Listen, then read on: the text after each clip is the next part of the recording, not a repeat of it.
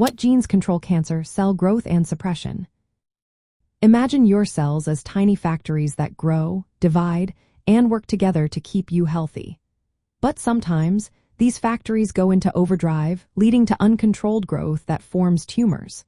So, what controls whether these cells grow normally or turn into cancer? The answer lies in our genes, especially two main types, oncogenes and tumor suppressor genes. Oncogenes are like the gas pedals of cell growth. They come from normal genes called proto-oncogenes, which help cells grow in a controlled way. When these proto-oncogenes get mutated or overactive, they become oncogenes. This makes cells grow too fast or too much, pushing them toward cancer. Think of it as a car stuck in the accelerate mode without brakes. On the flip side, tumor suppressor genes act like the brakes on a car. They keep cell growth in check by stopping cells from dividing too quickly, fixing DNA errors, or triggering cell death if something goes wrong. When these genes are damaged or turned off, the brakes fail. Cells then grow uncontrollably, which can lead to tumors. One of the most important tumor suppressor genes is TP53, often called the guardian of the genome. It produces a protein called p53 that monitors DNA for damage. If it detects problems, p53 can pause the cell cycle to allow repairs or trigger cell death if the damage is too severe. When TP53 is mutated or lost, this safety check fails, and abnormal cells can multiply. This gene is frequently altered in many cancers, including reproductive cancers like cervical and testicular cancer. In cervical cancer, the human papillomavirus produces proteins that inactivate p53, removing this critical control. Another key gene is RB1, which makes the RB protein. RB controls the G1 phase of the cell cycle, preventing cells from dividing too early.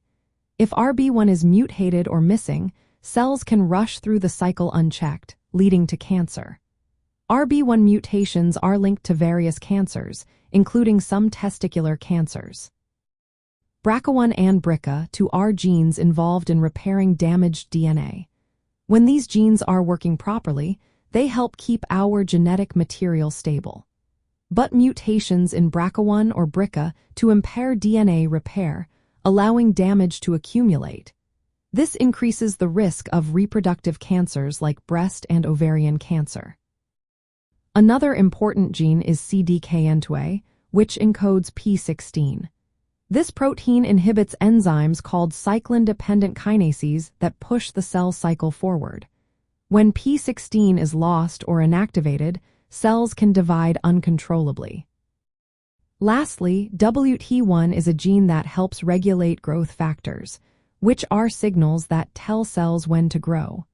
If WT1 is turned off, abnormal growth signals can lead to tumor development, especially in some reproductive tissues.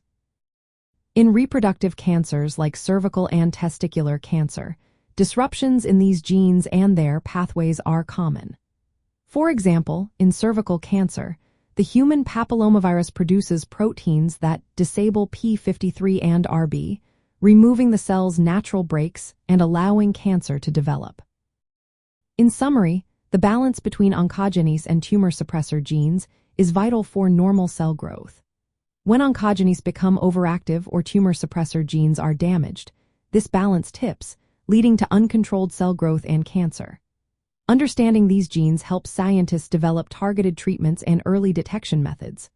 Always remember, if you have concerns about cancer risk or genetics, consult healthcare professionals for personalized advice.